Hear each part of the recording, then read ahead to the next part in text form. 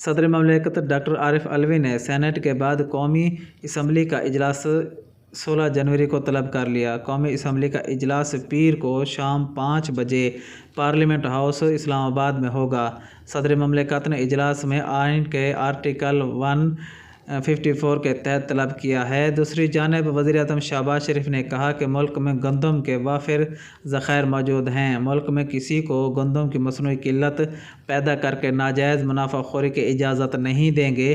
وزیر اعظم شہباز شریف کے زیر صدارت ملک میں گندم، آٹے کی مصنوعی قلت اور ذخیرہ اندوز ناجائز منافع خوری کے حوالے سے اجلاس ہوا، جس میں وزیر اعظم نے ملک میں گندم کے موجودہ ذخائر کا جائزہ لیا۔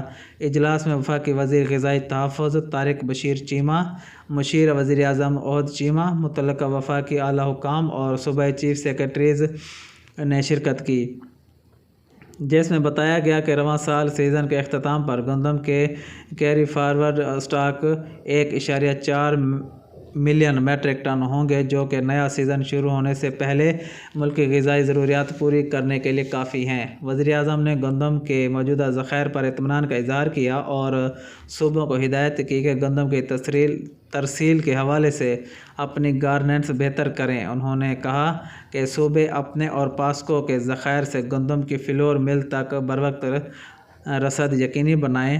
صوبے گندم کی بروقت ترسیل کے لیے اپنی گورننس بہتر بنائیں۔ گزشتہ 5 دن میں حکومت کے اقدامات کی بدولت آٹے کے 40 کلو کے تھیلے کی قیمت میں تقریباً 1000 روپے کی کمی واقع ہوئی، جو خوش آئندہ ہے۔ شہباز شریف کا کہنا تھا کہ متعلقہ وفاقی اور صوبائی ادارے آٹے اور گندم کے ذخیرہ اندوزوں کے خلاف سخت اقدامات کریں۔